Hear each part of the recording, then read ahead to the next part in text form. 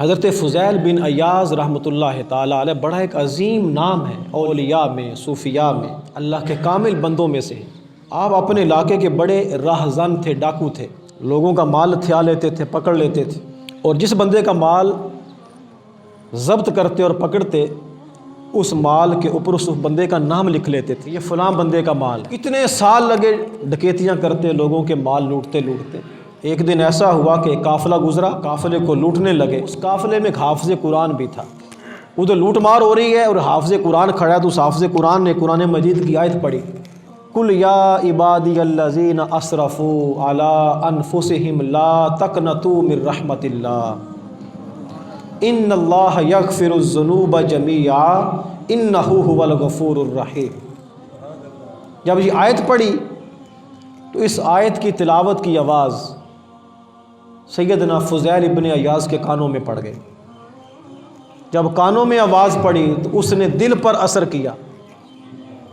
جب دل پر اثر ہوا تو اس حافظ قرآن کے پاس چلے گئے اور جا کر کہتے، نوجوان، میں تو ایک بہت بڑا راہزن ہوں، ڈاکوؤں کا سردار ہوں، کیا میرے لیے کوئی بخشش کا بہانہ ہے؟ میرے لیے کوئی معافی کی سبیل نکل سکتی ہے؟ اس نوجوان حافظ قرآن نے کہا، کیوں نہیں؟ جب اللہ فرما رہا ہے کہ وہ بخشنے والا ہے، اس کے دروازے سب کے لیے کھلے ہیں، پھر وہ کیوں معاف نہیں کرے گا؟ حضرت فضیل بن عیاض نے اس نوجوان کے ہاتھ پر توبہ کی، ادھر کھڑے ہو کر۔ پورے علاقے میں سب سے نامور ڈاکو فضیل بن عیاض مشہور تھا۔ لوگ راتوں کو سفر نہیں کرتے تھے، اگر یہاں سے گزرو گے تو فضیل بن عیاض لوٹ لے گا۔ اتنے بڑے ڈاکو، نامور ڈاکو۔ اس نوجوان نے جب کہا کہ آپ کی توبہ اللہ قبول کر لے گا، اس نوجوان کے ہاتھ پر توبہ کی اور توبہ کر کے لوٹا ہوا مال واپس کرنے کا ارادہ کر لیا۔ جس کا جتنا مال لوٹا تھا، ہر مال کی وہ جو گٹھلی بنی تھی اس کے اوپر نام لکھا ہوا تھا، سب کا مال جا کر واپس کرنا شروع کر دیا۔ یہ فلاں کا مال ہے، یہ فلاں کا مال ہے، یہ فلاں کا مال ہے، ہر ایک کا مال واپس لوٹاتے گئے۔ چلتے چلتے ایک یہودی تھا، اس کا مال لوٹا ہوا تھا، اس کا سامان جب اسے پکڑانے لگے تو اس نے مال پکڑنے سے انکار کر دیا۔ اس نے کہا، نہیں، میں یہ مال نہیں لوں گا۔ پوچھا کیوں؟ اس نے کہا، میں نے تورات میں پڑھا ہے اور آسمانی کتابوں کے اندر پڑھا ہے کہ محمد مصطفیٰ صلی اللہ علیہ وآلہ وسلم کی امت کے جو ولی ہیں ان کی شان یہ ہوگی کہ وہ ریت کے ذرات کو اور پتھروں کو، کنکریوں کو ہاتھ لگائیں گے تو ان کو سونا بنا دیں گے۔